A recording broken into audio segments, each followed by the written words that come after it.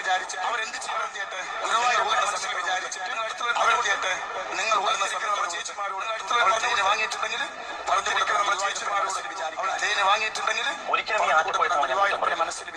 പറച്ചു നിർത്തിയതാണ്.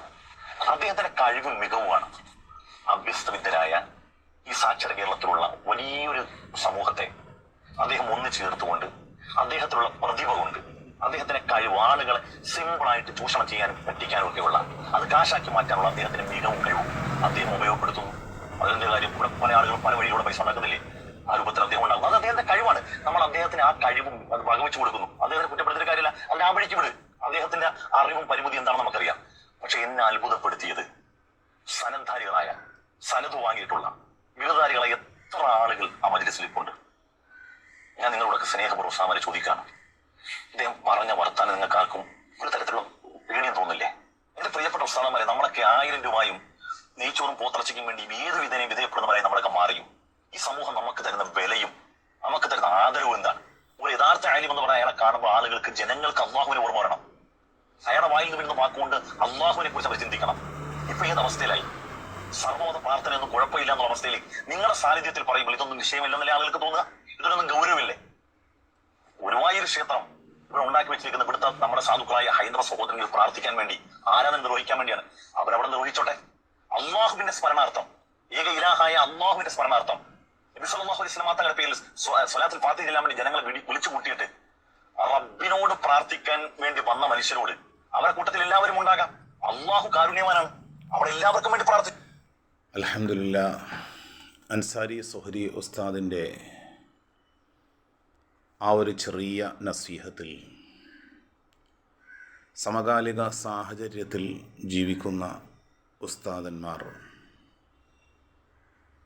പിന്നിൽ ആയിരക്കണക്കിന് മഅമൂമിങ്ങളുടെ മുന്നിൽ ഇമാമായി നിന്നുകൊണ്ട് ഇയ്യാക നഅ്ബുദു വ ഇയ്യാക നസ്തഈൻ, അല്ലാഹുവേ നിന്നെ മാത്രമാണ് ഞങ്ങൾ ആരാധിക്കുന്നത്,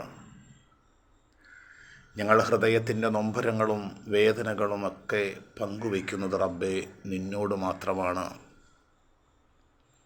എന്ന തൗഹീദ് ഉൾക്കൊണ്ട, ഷഹാദത്ത് ഉൾക്കൊണ്ട പണ്ഡിതന്മാർ എങ്ങനെയാണ് ഇത്തരം മനുഷ്യരെ ചൂഷണം ചെയ്യുന്ന, വളരെ നല്ല രൂപത്തിൽ പറ്റിക്കുന്ന, അള്ളാഹുവിൻ്റെ റസൂലിൻ്റെ ആ മഹത്വമേറിയ കുടുംബത്തെയും ആ മഹത്വത്തെയും ഒക്കെ തങ്ങന്മാരെ പോലും ചൂഷണം ചെയ്യുന്ന രൂപത്തിലേക്ക് പണ്ഡിതന്മാരുടെ സാന്നിധ്യത്തിൽ ബഹുദൈവ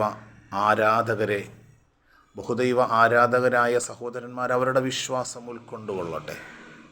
പക്ഷേ നമ്മളൊരു മുവഹിദുകളാണ്, നമ്മൾ ഏകദൈവമായ അള്ളാഹുവിൽ വിശ്വസിക്കുന്നവരാണ്.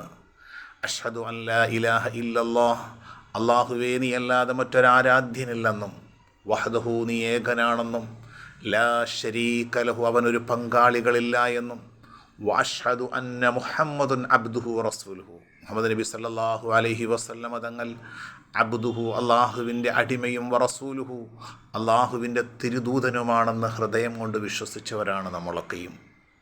എന്നാൽ സർവമത സത്യവാദമെന്ന രൂപത്തിൽ എല്ലാം ശരിയാണ് എന്ന രൂപത്തിൽ ഉൾക്കൊള്ളാൻ എങ്ങനെ ഒരു വിശ്വാസിക്ക് കഴിയും? മറ്റു മനുഷ്യരുടെ വിശ്വാസങ്ങളും ആചാരങ്ങളും അവരുടേതായ അനുഷ്ഠാനങ്ങളായിക്കൊള്ളട്ടെ.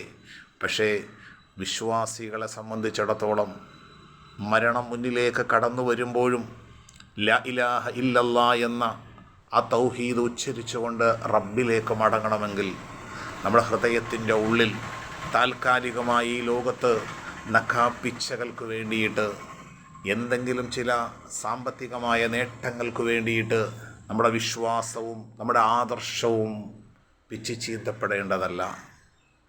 ആ ആദർശത്തിൽ ഉൾക്കൊണ്ടുകൊണ്ട് മരണം വരെയും റബ്ബിനോട് മാത്രം ദുആ ചെയ്യുന്ന, ഹൃദയം കൊണ്ട് തൗഹീദ് ഉൾക്കൊള്ളുന്ന യഥാർത്ഥ വിശ്വാസികളിൽ ജീവിക്കാൻ അല്ലാഹു നാമേവരെയും അനുഗ്രഹിക്കുമാറാകട്ടെ. വസല്ലല്ലാഹു അലാ മുഹമ്മദിൻ വ അലാ ആലിഹി വസഹ്ബിഹി അജ്മഈൻ വആഖിറു ദഅവാന അനിൽ ഹംദുലില്ലാഹി റബ്ബിൽ ആലമീൻ. അസ്സലാമു അലൈക്കും വറഹ്മത്തുള്ളാഹി.